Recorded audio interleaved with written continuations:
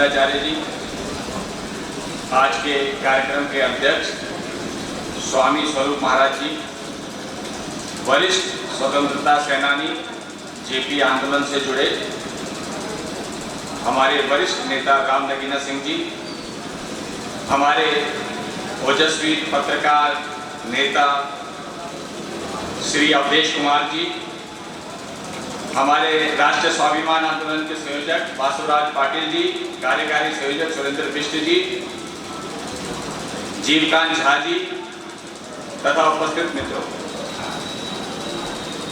अभी कार्यक्रम में हमने सुबह से, वैसे तो कल शाम से हम लोग यहाँ हैं, पर सुबह से जो देखने में आ रहा है, जैसे अवधेश जी ने भी कहा, जीवकांत जी ने कहा, प्रवीण तलवार, अनुभव वालिया, जो युवा शक्ति है, युवा जो है जितनी तन्मयता से और जितनी जोर शोर से इस कार्यक्रम की व्यवस्था और इस कार्यक्रम को सक्रिय करने में लगे हैं, मैं उनको बधाई देता हूं, उनका धन्यवाद करता हूं। मेरे ख्याल से बहुत सारे युवाओं का ये पहला, जो आज की राजनीतिक भाषा में इवेंट कहते हैं, पहला कार्यक्रम का आयोजन होगा और उसके बावजूद भी जिस प्रकार का उन्होंने कार्य व्यवस्था किया है, जिस प्रकार का प्रबंधन किया है, ये बधाई के पात्र हैं और साधुवाद के पात्र हैं। मित्रों, गंगा जी की, सभी वक्ताओं ने गंगा जी के महत्व, गंगा जी की महानता की बात की। हम सब काफी हद तक सनातनी यहाँ उपस्थित हैं और हम, हमारे पिता, हमारे पूर्वज गंगा जी की महिमा और गंगा जी की जो संस्कृति गंगा जी ने प्रदान करी, उससे लाभान्वित हुए हैं, उसके प्रति हमेशा श्रद्धा रखते हैं। हजारों साल से गंगा जी बह रही है, लेकिन आजादी के पहले भी अंग्रेजों का भी शासन आया, मुगल शासन भी आया, लेकिन गंगा की अविरल धारा में और गंगा की पवित्रता में कभी भी कोई कमी नहीं है। हजारों साल से गंगा जी का पानी आचमन करते हैं। मैं सुबह देख रहा था कि हम घाट पे गए थे पूजा करने गोविंद जी के साथ, तो पहले गंगा जी का पानी आचमन करते थे, कहीं आश्रम में जाते थे, गंगा जी के पानी से आचमन होता था, घर में लेके जाते थे गंगा जी का पानी, और जब भी पूजा पाठ होती थी, हमारे घर में सत्यनारायण की कथा होती थी, तो वही गंगा जी के पानी से आचमन करते थे। लेकिन अचानक ऐसा क्या हुआ पिछले 30-40 सालों में कि आज गंगा जी का पानी पीना तो दूभर, गंगा जी के पानी से कृषि को, जीवन यापन करने वाले लोगों को और समाज को गंगा जी का पानी दूषित दिख रहा है और उसका कुप्रभाव आ रहा है। तो कहीं ना कहीं जब हम गंगा को मां मानते हैं, तो मां से प्राप्त चीजों को हमने ज्यादा से ज्यादा प्राप्त करने की कोशिश करी और इस कोशिश में हम अपनी मां को ही जख्मी कर बैठे। सरकारें बहुत देर से जागती है। 1974 में सबसे पहले सरकार ने जल प्रदूषण अधिनियम पास किया, उससे पहले जल प्रदूषण नाम की कोई कल्पना थी नहीं सरकारों के पास, क्योंकि गंगा या यमुना का भी नीला पानी बहुत स्वच्छ था, साफ था, तो जाहिर तौर पर सरकारों ने कभी सोचा ही नहीं कि इस पानी का भी शोधन करने की आवश्यकता पड़ेगी, वरना ये जीवन के लिए खतरा हो जाएगा। और उसके बाद अध्ययन करने में पता चला कि धीरे धीरे गंगा जी में, यमुना जी में या जितनी भी नदियां हैं देश भर में, उनमें धीरे धीरे दूषित होती जा रही है, उनमें वेस्ट मलमूत्र का या जा रहा है। शुरुआत के दौर में ये जो वेस्ट था, जिसको आप कचरा कह सकते हो, वो था घर के किचन का, मलमूत्र का या मिट्टी के साथ जो चला जाता है बरसातों में, वो था। लेकिन धीरे धीरे हम ज्यादा से ज्यादा आधुनिक बनने के चक्कर में बांध बना दिए। बांध बनाने शुरू करे तो गंगा जी के पानी का जो धारा का अविरलता है, जो उसकी निर्मलता है, वो प्रभावित होनी शुरू कर दी। बांध बनने के साथ साथ धीरे धीरे इंडस्ट्रियल वेस्ट जाने लगा, इंडस्ट्रियल वेस्ट के बाद केमिकल वेस्ट जाने लगा, और इस स्थिति में आ गए हम कि गंगा जी का पानी जो निर्मल था, वो आज कई बार हाथ पे अगर धो या मुंह हाथ धो तो खुजली सी होने लगती है, कई बार सफेद सफेद सा हो जाता है। हम अपने पानी की, अपने जीवन की जीवनदायिनी नदी है, उसके बिना देश भर में बहुत सारे लोग आज भी दूषित होने के बाद भी इसी पानी पर जिंदा है। लेकिन हम अपने पानी, अपने जीवन की सुरक्षा के प्रति सजग नहीं है।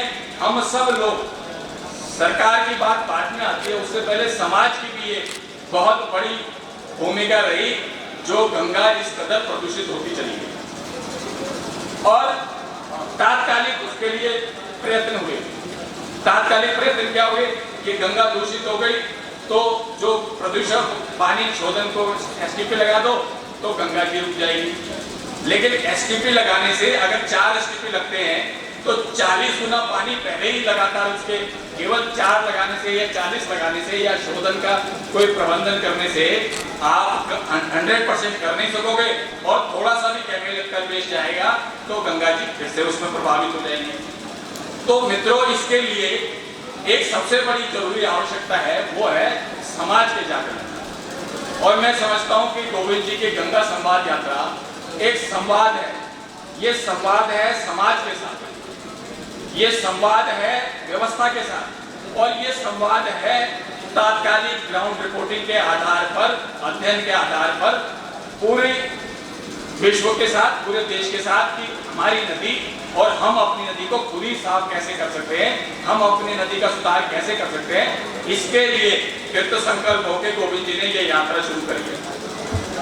कभी कभी हम सोचते हैं कि जब गोविंद जी ने, जब बात है कि गोविंद जी 51 दिन की यात्रा कर रहे हैं, सही मायने में ये है कि हम लोग कम उम्र होते हुए भी 2 किलोमीटर या 1 किलोमीटर चल लें तो थक जाते हैं, सांस फूलने लगती है, सीढ़ियां घर के नहीं चढ़ सकते। आज की स्थिति ये हो गई है हम लोगों की। लेकिन अब गोविंद जी 79 वर्ष की उम्र में ये उनका और आत्मविश्वास है और ये उनकी ऊर्जा है। जब 1985 में मैं जनता विद्यार्थी मोर्चा का अध्यक्ष था, तब मेरा गोविंद जी से पहली बार परिचय हुआ। आप उत्तरांचल के विद्यार्थी परिषद के संगठन मंत्री बन के आए।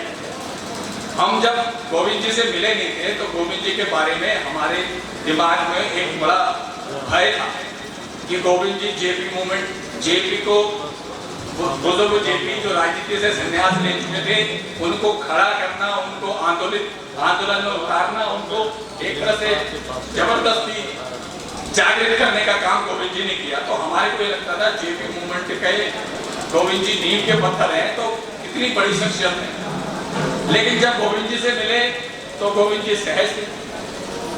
एबीपी हो, जेवीएम के हो, कार्यकर्ताओं के घर जाना, सहजता से बात करना, सहजता से मिलना, गोविंद जी से हमें सीखा। और गोविंद जी से जो सबसे बड़ी चीज मुझे जीवन में मिली कि छात्र नेता या राजनेता अध्ययन नहीं करता। एक बार जीत जाए चुनाव तो वो समझते हैं वो खुदा हो गए और उसके बाद वो अध्ययन करना ये भूल जाते हैं। हाँ, भाषण के लिए जो लिखवा लेते हैं, कई बार कुछ भी कविता वविता से काम चला लेते हैं, लेकिन गोविंद जी ने हमें सिखाया कि अध्ययन करना कितना आवश्यक है। और मैं ये मानता हूँ कि आज मेरी 5 किताबें आ चुकी हैं, 6ठी अभी आने वाली है, या आर्टिकल कई बार लिखने का मौका मिलता है। तो मुझे जीवन में अध्ययन के प्रति समर्पण या अध्ययन करना या हर विषय के बारे में जानकारी प्राप्त करना। आज तो गूगल आ गया है। हमारे 85 के दशक में या 90 के दशक में गूगल नहीं होता था। तो हमारे यहाँ दिल्ली में कस्तूरबा गांधी मार्ग पर ब्रिटिश लाइब्रेरी होती थी। वो पहली लाइब्रेरी थी जहाँ वीडियो एजुकेशन थी। तो हम उसके मेंबर बन गए, तो वीडियो देखते हुए हम कई चीजों को जानकारी प्राप्त कर लेते थे। तो ये अध्ययन की जो आदत हमें मिली, ये अध्ययन की आदत आज भी, और मैं अपने जितने भी मित्र होते हैं उनको कहता हूँ भाई कुछ पढ़ो नहीं तो जो भी बात तुम्हारे दिमाग में आती है उसको लिख लो, नोट कर लो। बहुत समय बाद जब तुम दोबारा पढ़ोगे तो तुम्हें लगेगा कि तुमने कितनी सारी नई योजनाएं, नया सोच तुम्हारे पास आया है। छोटा बच्चा भी है, अगर वो कई बार कई बातें सलाह देता है तो उसका भी बहुत बड़ा महत्व है। तो मित्रों, इस सारी गंगा यात्रा का पक्ष 2 तरीके से राजनीतिक आंदोलन होते हैं, जैसे अभी अवधेश जी भी कह रहे थे। एक होता है कि आप किसी मुद्दे को लेकर केंद्र सरकार या राज्य सरकारों के खिलाफ धरना प्रदर्शन करो, पथराव करो, हो हल्ला मचाओ और उनसे अपनी मांगे मनवाने की कोशिश करो। और एक होता है कि भैया तुम काम करो या न करो, या जो तुम कर रहे होंगे अपनी तरफ से ठीक ही कर रहे होंगे। हमारा काम है समाज को खड़ा करना, कि समाज जिस दिन खड़ा हो जाएगा उस दिन गंगा जी की पवित्रता में सरकार के दखल की कोई जरूरत नहीं होगी। समाज और तट पे रहने वाले लोग खुद ही सजग होकर उस गंगा की स्वच्छता को देख लेंगे, उसकी व्यवस्था कर लेंगे। कोई सरकार की जरूरत नहीं। हमारी व्यवस्था बड़ी गजब की है। हम क्या करते हैं, सरकार की व्यवस्था पहले गंगा जी को खराब करते हैं, प्रदूषित, फिर उसके स्वच्छता के लिए पैसे खर्च करते हैं, योजनाएं बनाते हैं। अगर हम पहले ही उसको प्रदूषित ना करें तो करोड़ों रुपए, हजारों करोड़ रुपए उसके जो स्वच्छता पे लगे वो जनता के, समाज के भलाई के लिए, उनके विकास के लिए लगेंगे। लेकिन हम ऐसा नहीं करते, पहले होने देते हैं गड़बड़ी को, फिर उसको ठीक करने के लिए या रफू करने की कोशिश करते हैं। घर का पानी जो सीवरेज है, मैंने दिल्ली में कई जगह देखा। हमारे एक कार्यकर्ता है आशीष, हमारे बीच में है, इनकी एक संस्था है उदंकार। ये क्या करते हैं कि कूड़ा कचरा जो वैसा होता है, वेट कूड़ा नहीं होता, ड्राई कूड़ा जो होता है, उसको इकट्ठा करते हैं। बच्चों की एक टोली है और ये हाथ से बैग्स बनाते हैं, उसका हाथ से थैले बनाते हैं। और मैंने आज कहा था कोविंद जी के लिए भी वो एक मोमेंटो लाए हैं विवेकानंद जी का। ये हाथ से उस कचरे का सदुपयोग करते हैं और आप यकीन मानिए बहुत अच्छे पैसे मिलता है। तो कचरा जाने की जगह उसका सदुपयोग हो जाता है। इसी प्रकार किचन गार्डन की कल्पना जो है, उसमें क्या होता है कि घर का आपका जो किचन का पानी वो है, निकला है पानी, और जो आपका जो मलमूत्र का पानी बाथरूम का निकला है, वो किचन गार्डन में उपयोग करने से कई लोगों का मैंने देखा फार्म हाउस में बहुत बढ़िया खेती होती है, यूरिया की जरूरत नहीं होती, और अच्छे प्रकार की खेती वो अपने यूज के लिए भी और बेचने के लिए भी उसको कर लेते हैं। हम अपना घर का शोधन का पानी गंगा जी में डाल रहे हैं, उसका उपयोग ही नहीं कर रहे।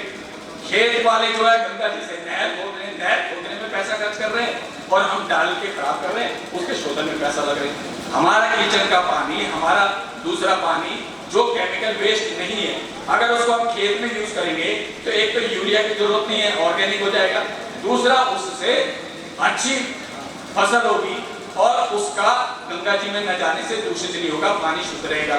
तो बहुत सारी ऐसी कल्पनाएं, ऐसी योजनाएं हो सकती है। मैं तो एक साधारण सा कार्यकर्ता हूं, लेकिन बहुत सारे एक्सपर्ट बहुत सारी योजनाएं बताते हैं। गोविंद जी इसमें विशेषज्ञ हैं, वो इस बारे में बहुत सारी अध्ययन करके अब पूरी यात्रा के बाद कुछ डॉक्यूमेंट पब्लिश करेंगे और उससे भी हमें सीखने को मिलेगा। मैं यही निवेदन आपसे करना चाहता हूं कि हम अपने स्तर पर सुधार के लिए खड़े हों और अपने स्तर पर अपने को नियंत्रित करें। निश्चित तौर पर गंगा स्वच्छ हो जाएगी और कोई प्रदूषण बाकी नहीं रहेगा। गंगा मां हमारी सबकी शुभकामनाएं, मनोकामनाएं पूरी करेंगी। बहुत बहुत धन्यवाद। बहुत बहुत धन्यवाद। हम बदलेंगे तो बदलेगा भारत।